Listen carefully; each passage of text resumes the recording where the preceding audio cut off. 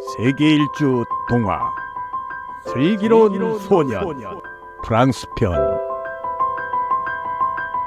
옛날에 거짓말을 싫어하는 임금님이 계셨습니다. 임금님은 누가 거짓말을 하거나 거짓말쟁이라고 하는 소리를 듣기만 하면 얼굴을 찡그리시며 싫어하였습니다. 그러나 대궐을 드나드는 대신들은 임금님과 반대로 언제든지 만나기만 하면 거짓말을 하여서 공연히 싸움들을 하였습니다. 여보게, 거짓말을 해도 유분수지 그래 사람을 그렇게 속인단 말이냐?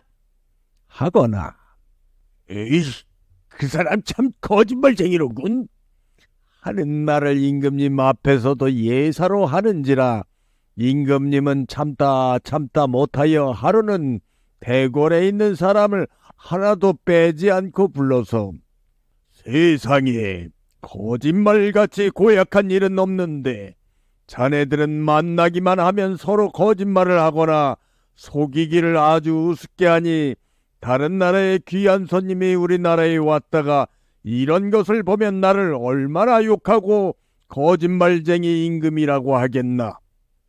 이후로 만일 내가 있는 이 대궐 안에서 다른 사람의 말을 거짓말이라고 하거나 거짓말을 하는 사람이 있다면 그는 조금도 용서하지 않고 중한 형벌을 줄 터이니 그리 알고 마땅히 조심들 하렸다. 알겠는가? 하고 준엄이 말하였습니다. 임금님 앞에 모여있던 여러 대신들은 일제히 임금님 앞에 엎드려 폐하의 분부대로 하겠사옵나이다 하는 굳은 맹세를 하였으나 그 중에 대궐들의 꽃밭을 가꾸는 16살 먹은 꽃밭지기 소년만 머리를 숙이지 않고 서 있다가 폐하께 아뢰올 말씀이 있습니다 하고 임금님 앞으로 나왔습니다. 임금님은 즉시 그래 무슨 말이냐? 다름이 아니오라 소신등은 임금님의 말씀대로 중한 형벌을 받을 것이오나 만일 폐하께서 백성의 아뢰는 말을 거짓이라고 하실 때는 어떻게 하시겠습니까? 폐하께서도 중한 형벌을 받으시겠습니까? 하고 아뢰었습니다.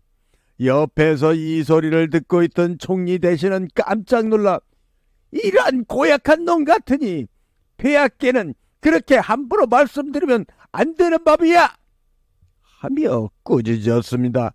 그러나 임금님은 조금도 노하지 않고 좋은 말이다. 내가 그렇게 할 일은 없지만 만일 내 입으로 누구에게든지 거짓말쟁이라는 말을 하게 되면 그때는 중한 형벌을 받는 대신에 내게 하나밖에 없는 귀여운 공주를 그 사람에게 배필로 삼아 사죄를 하고 싶구나 하였습니다. 임금님에게는 세상에 둘도 없을 만치 어여쁘게 생긴 따님인 공주를 그렇게 아무에게나 짝을 지어주겠다는 말씀에 여러 대신들은 저마다 놀라지 않을 수 없었습니다. 어떤 해 임금님의 생신날이 돌아왔습니다. 임금님은 맛있는 음식을 많이 차려놓고 대궐에 드나드는 사람은 누구나 모두 정하여 놓고 대접을 하였습니다. 그러자 임금님의 생신을 축하드리는 뜻으로 그곳에 모인 사람은 누구이고 재미있는 이야기를 한마디씩 하기로 작정하였습니다. 그래 총리 대신을 비롯하여 차례차례로 한마디씩을 하는데 꽃밭지기 차례가 되었습니다. 그대도 이야기할 것이 있는가? 하고 임금님이 물으니까 소녀는 네, 있습니다 하였습니다. 그렇다면 해보도록 하거라. 네, 그렇다면 시작하겠습니다. 저는 폐하의 꽃밭을 맡아보기 전에는 아버님과 조그만 방앗간에서 방아지기를 하였습니다. 그래서 저는 날마다 방아에 찧은 밀가루를 당나귀 등에 싣고 먼 동네로 팔러 다녔습니다.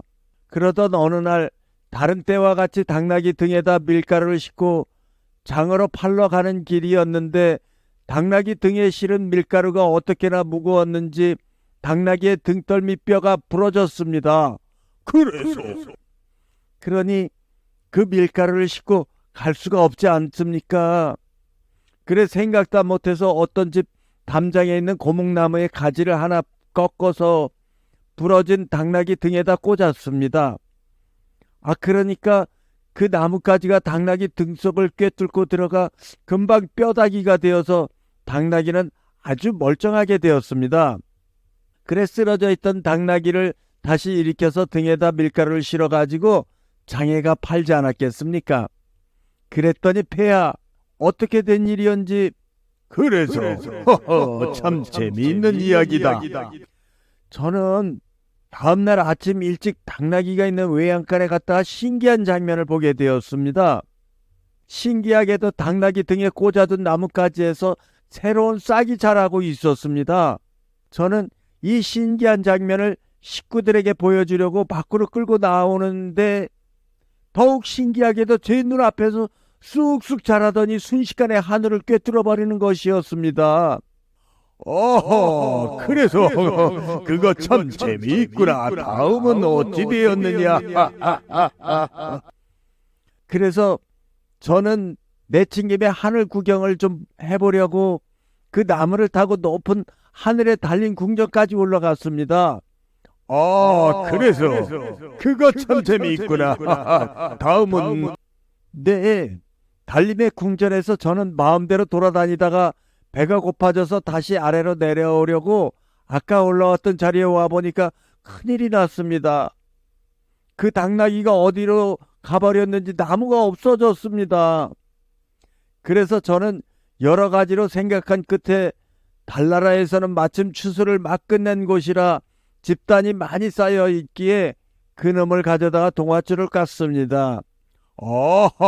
그래서 그거 참 훌륭한 생각을 하였구나.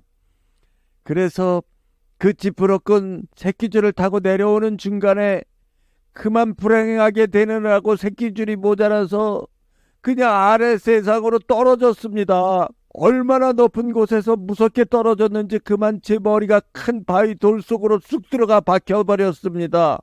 그거 참 무섭고도 재미가 있구나. 그래서 어찌 되었느냐? 네, 그래서 저는 머리를 빼려고 아무리 애를 써도 어떻게나 단단히 박혔는지 빠지지를 않았습니다. 그래서 젖먹던 힘을 다해서 잡아당겼더니 쑥 빠지기는 하였는데 머리는 그대로 바위에 박혀있고 몸뚱이만 뚝 떨어졌습니다. 그래서 저는 급히 아버지의 방앗간으로 달려가서 큰 망치를 하나 가지고 와서 바위를 깨뜨려 버리려고 달려갔습니다. 그래서 그거 참 묘한 깨로다. 그 다음은 어찌 되었느냐?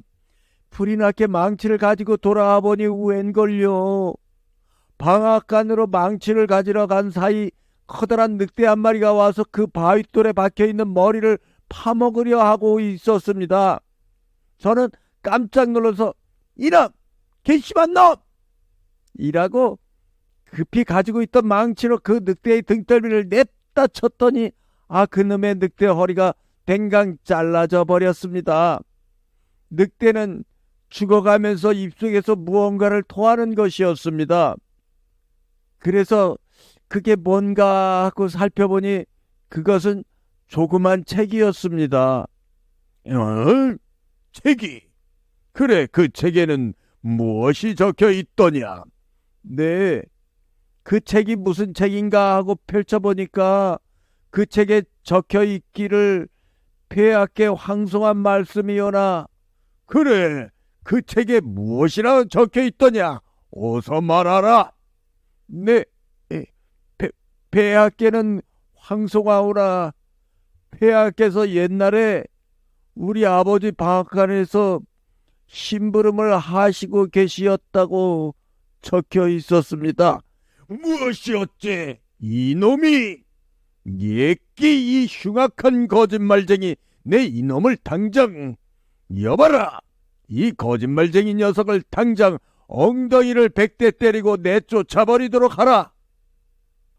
하시고 얼굴이 불그락부르락 하여서 펄펄 뛰었습니다. 여러 대신들은 일제히 달려들어서 꽃받치기를 잡아내려고 하였습니다. 그러나 이 꽃받치기는 태연하게 됐어 하고 도리어 손바닥을 치면서 깔깔 웃었습니다. 무엇이 됐든 말이니? 응? 괘씸한 놈! 어서 잡아서 엉덩이를 때리고 다시는 거짓말을 해서는 안 된다는 사실을 알리는 본보기로 삼도록 하거라. 하고 임금님은 더욱 노하였습니다. 그러나 꽃받치기는 여전히 깡충깡충 뛰고 좋아하면서 폐하께서는 지금 여러 대신들이 있는 곳에서 소신에게 거짓말쟁이라고 하시었습니다. 그러니 여러 대신이 증인이 되었사오니 약속하신 대로 공주님을 저와 결혼시켜 주십시오. 하고 아뢰었습니다. 그 소리를 들은 임금님은 무릎을 탁 치고 껄껄 웃으면서 내가 깜빡했구나. 그리고 내가 저놈한테 속았어. 하면서 그 꽃받치기의 슬기를 무한히 칭찬하고 어여쁜 공주를 꽃받치기에게 소개하였습니다. 공주도 꽃받치기의 그 재미있는 이야기를 지켜보았고 그 인물 또한 범상치 않아 보였으므로 한눈에 반하였는지 못 이기는 척하며 꽃받치기와 결혼하는 것을 반대하지 않았습니다.